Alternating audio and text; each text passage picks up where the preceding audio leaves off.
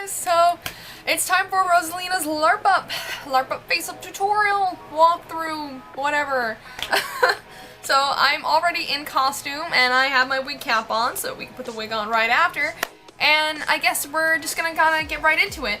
A lot of the products that I use, because I use a lot less makeup now, have changed.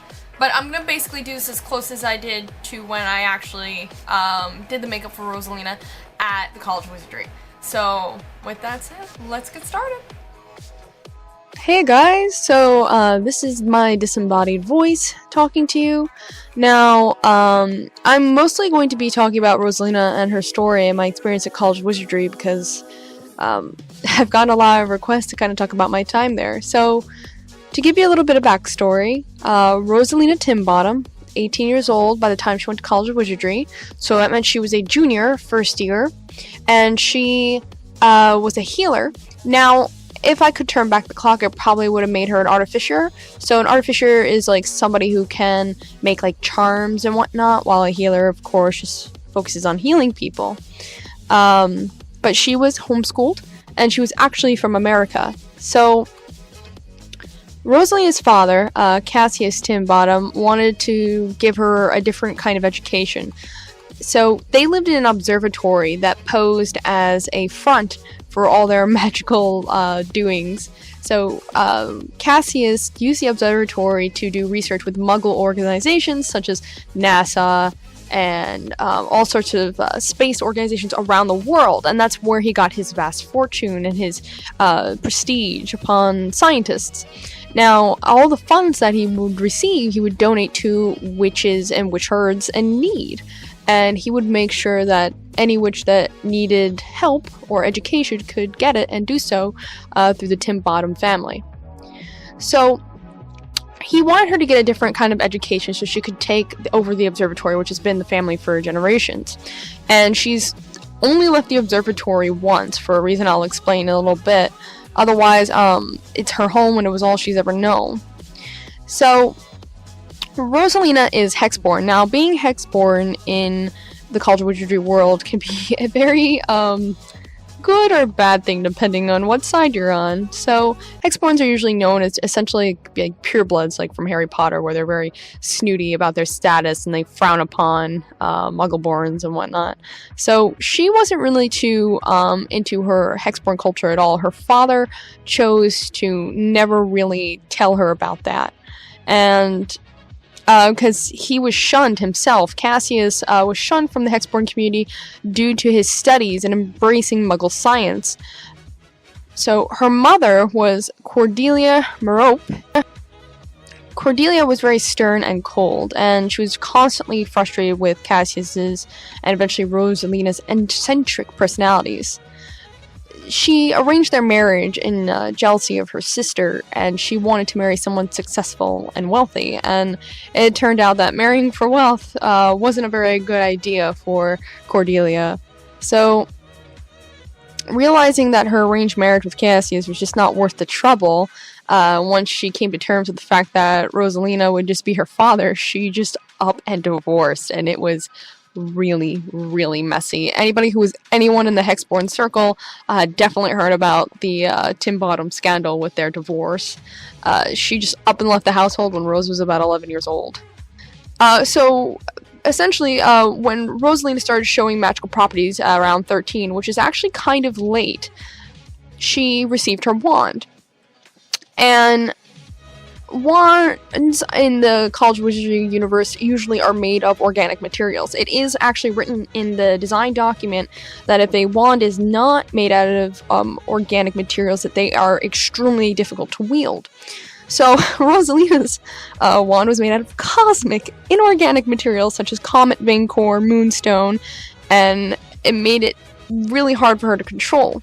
So when she tried to practice her first spell at 13, she tried to change her appearance, and it did not go well. She was actually born with black hair and blue eyes, and the wand changed her hair white, her eyes purple, and gave a purple hue to her skin. Not only did her appearance change permanently, any pictures of her also were changed, as if she had always been that way. So all the photos in her house, baby photos, toddlers, had changed so that her appearance matched her current one. Now, of course, this was a huge panic to Rosalina and her father, that nothing they could do was fixing anything. So, Cassius actually put out a mass call to anybody that could help them, and a bunch of esteemed witches and wizards came out, and nothing they would do would fix it. So eventually they actually got an invitation to Choha by the headmaster. So this is the one time that Rosalina left the observatory. They went over to the Poland castle, Choha, College of Witchcraft and Wizardry, and the headmaster attempted to fix her himself and take a look at her, and when he realized that nothing was changing, he, gave the idea of maybe perhaps in time her appearance could change. So he actually offered Rosalina a essentially free ride to Choha. Now, while Rosalina was roaming around the schools, she actually bumped into a couple of people from a certain house, and that house would be Lebusa. And Lebusa is the first house of Choha. It's their castle, and she was completely enamored with them, and she loved them, and they loved her. But, eventually she had to go home and stop disrupting classes. Now, Rosalina was pretty kind and gentle, and she was a little bit shy going to Choha for the first time, but she was a very eager student to prove that she's the best at what she does and share her knowledge and talents about the cosmos. So we have like a in-game Facebook called Choha Book, and that was a lot of fun for me to be Rosalina on, because I was trying to get a little bit of her social awkwardness out there. So whenever people would be in a really conversation, like a really intense, like one about werewolves and this, that, and the other, she just would chime in and go, "Have you asked the moon?" And people are like, oh, Rosalina, why don't you go sit down? But, yeah, so actually when I got there on Friday, I was really, really nervous. Technically the game starts on Thursday night, where it goes into this whole opening ceremony, and then the game starts on Friday. So Friday is the day where you're supposed to go in and kind of prove yourself as a junior to sophomores and seniors of the houses that you are trying to get into. So Rosalina was racking up points left and right. She studied and she was on it. She made sure to read over all the professor's material, everything. So she, I think I got like 7 to 10 points on Friday, which was very attractive to a certain house called Faust. Now, Faust in the run that I was in, they were essentially like the purebloods. They were all hexborns, and they were awful. But they're known for being a really smart house and usually winning the house cup. Now, Rosalina's heart was set on Lebusa, and that night she actually went to a campfire, and all the Lebusan prefects and people at the house were there and singing, and she joined and sang, and it was a lot of fun. She really, really enjoyed it. So the next day comes, and the Lebusans come, and the prefects observe her, and she's really nervous. She's in potions class, and it turns out that she's gotten word that the Lebusan prefects really, really like her.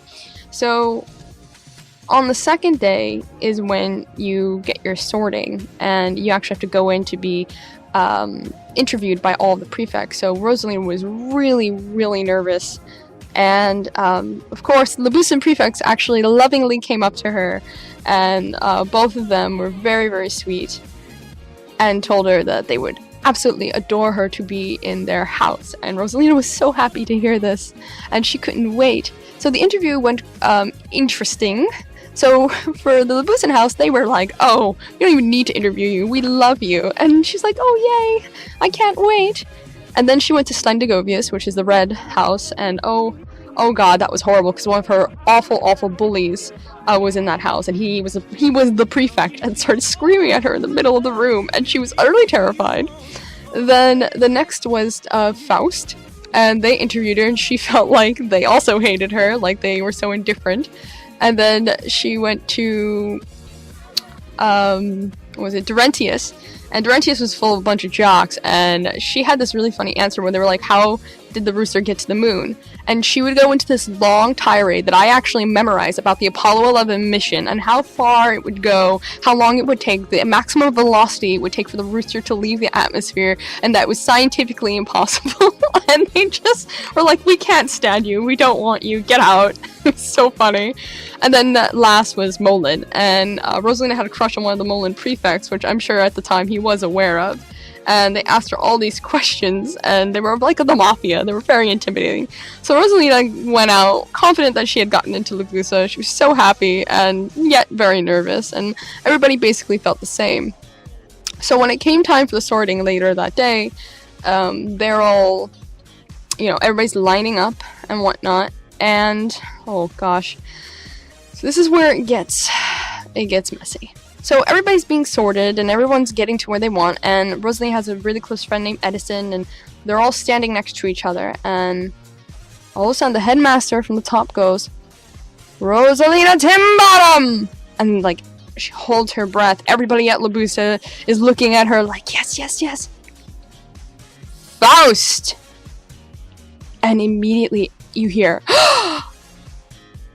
and I went pale, out of game, and I all of a sudden just tears start coming down from my face, and I turned to look at the Faust group in the back of the room, and they're all smiling like maniacally and laughing, and I slink back there and I am in absolute tears. I am crying, devastated. And so they get through the rest of the sorting, and so Faust takes us to the back room, and he goes, you were all meant to be here, we chose you to be here. And Rosalina was livid and silent. And Rosalina's almost never silent. And they go, "Timbottom, what's wrong?" And she just looked at the prefect with absolute hate and anger in her eyes, going, "I don't belong here." He goes, "Of course you do. We picked you here." And now, the night before, when Rosalina had gone to the common room, all the Faustians that were there had laughed at her, and they basically told her to leave. And when she did leave the room, they all laughed at her, and she said that directly to the prefect. She goes, "I heard you laugh at me." She goes, "You didn't want me, and I didn't want to be here." And oh, she was angry. And so nonetheless, she accepted her fate and proceeded with the initiation. So for the Faustian initiation, they made us go out and find an item, and we had to placate the spirit that was by that item. And so she went out, and they told me that I had to find this broken wand, and I had to, placate the ghost, and I had to fix it, right? So it turns out that this wand was by the Labusa ceremony for initiation, and oh my god, it was horrible. So I go down there, and it's really dark out there, okay? It's in the middle of the night in the courtyard. I cannot see anything. I've never been to this castle before, and I can't find the wand. I literally cannot find the wand anywhere, and I'm trying to look for it. I can't find it. So I'm walking around, and I'm like, what in the world? Where is this wand? And I see the Labusa, and I'm like, oh, I can't look. So I actually have to walk around them, and I start to go towards the Forbidden Forest, because I'm like, if it's not here, it has to be towards there. She goes, what a cruel game they're playing on me, making me walk past them. And I walk past, and everyone's like, whoa, why is Rosie going near the Forbidden Forest? And both of the prefects halt the initiation and come after me. They're like, Rosalina, what are you doing? Rose, stop! And I just start crying. They're like, what's wrong? And I'm like, they sent me out here for my initiation. I can't find the wand. And they were like, oh, those Faustians. And they were angry, both of them. So one of the prefects went back to, guiding the ceremony. And the other was like, listen, I'm going to come with you, and I'm going to help you find this wand. And I go, okay. So we're both trying to look for it, and we just cannot find it. Like, guys, we spent like 40 minutes looking for this freaking wand, and we can't find it. And all of a sudden, like, a NPC was walking by, and she knew that I was looking for it, and she kind of comes out over game. She goes, are you still looking for that wand? I'm like, yeah. She goes, okay, you want me to show you where it is? And I'm like, yes. So she shows it, and it's like, we have walked past it at least 4 times, but it was like so dark that none of us could see it. And so I was like, okay, I'll find it. He goes, want me to take you back to the Faustian common room? And I go, yes. And he goes, wait, but before you do. And I go, what? So he takes my hand and it leads me back over to the Labusan circle. And I didn't know what he was doing at first. I was like, I'm not Labusan. He goes, shh, just stand here. So I'm standing in the center, and there's a lot of Labusans around me. And so they essentially, I'm getting all choked up just talking about it. They were like, you know, Faust may have stolen you from us, but you will always be a Labusan at heart, and you'll always be welcomed in our common room, and you'll always be a Labusan to us. And they gave her one of the initiation crystals. They gave her a purple glow stick that she wore, and they all started chanting, "Who's Rosalina? Ah, Rosalina!" which is the chant for Labusa, going, "Whose castle? Our castle!" And there's, "Who's Rosalina? Ah, Rosalina!" And they all just gave me this huge group hug, and I've never experienced anything like it. It was so magical, you guys. And I was, by that point, I was bawling. And they're like, you know, you'll always be Labusan to us. You know, never mind that they stole you unrightfully. You're ours. And I was so happy. And Rosalina was happy. So, the prefect starts to walk me back to the castle, and we actually bump into the Faustian prefects, and the Faustians are like, oh my god, we actually thought you were lost, we thought you got killed. And, you know, the Labusan got mad. He got in their face. He goes, why did you do this to her? He goes, did you send her down to our ritual to find the thing? They're like, we didn't know that it was down there. Her sophomore put her there. And eventually, you know, they take me back to the common room, and everybody's laughing and clapping and happy that I got back. And Rosalina kind of half-heartedly smiles and immediately judges the initiation party afterwards. Now, the sophomore that took her in was a very, very nice gentleman who felt very bad for her, but was sure that he could lead her to greatness. But the next day, during lunch, the headmaster is at, you know, his peak, like at the announcement post. And we're all just standing around. He's making the, you know, the school announcements. And the headmaster, in complete silence, he goes, "Is Rosalina Timbottom present?" And I'm looking around, I just raise my hand, and I go, "Here." And he goes, "The spirit of Choha came to me last night about your sorting. Clearly, there has been a mistake." And everyone went so quiet. I'm shaking. And he goes, "It seems that you are to be moved to House Labusa!" And like everybody just lost it in the Labusa house. They started screaming, they were jumping up on the table. They're like, "Who's Rosalina? Ah, Rosalina!" And then all of Faust just looked at me with pure hatred, and I just wanted to sink into my seat and through the floor and through the universe and disappear, because Faust looked like they were gonna rip me to shreds. And I was like, oh no. And my sophomore, who had been my mentor, was freaking pissed. He was so angry, and because it made him look bad too, that he, in the first, you know, history of Faust, had his sophomore lose them to Labusa. That's like a huge slap in the face.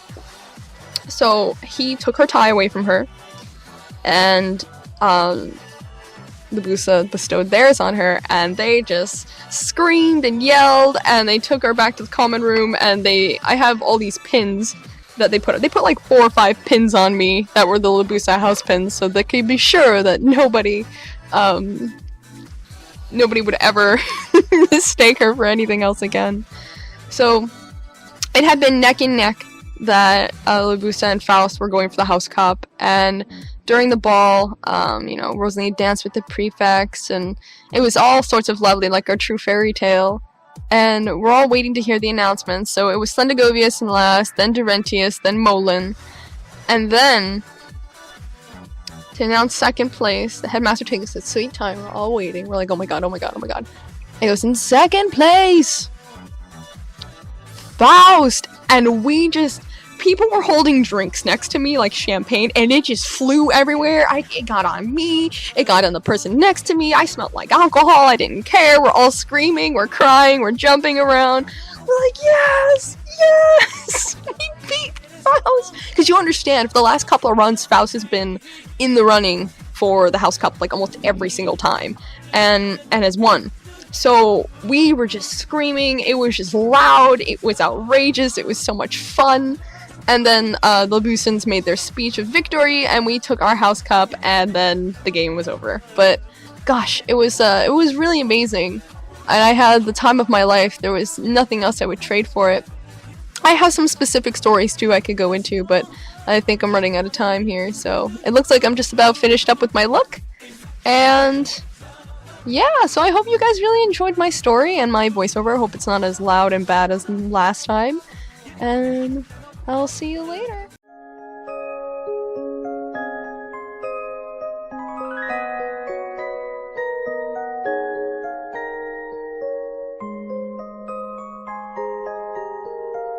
Okay guys, so I would now consider this look complete. So this is Rosalina! That is the voice I would do for her. I think it was kind of released to everybody after the LARP that I didn't talk with such a high-pitched voice. But yeah, so this is the hat for her, which I did do a review on, which I can link in the description. But this hat is legendary. Thank you guys so much for watching. I hope you really enjoyed it. Hopefully I'll do more of these in the future for any of my upcoming characters. I think the next video I'm gonna try and do is either another Fairweather Manor update or a role-playing guide and some of my personal tips I have for role-playing. So, ta-ta!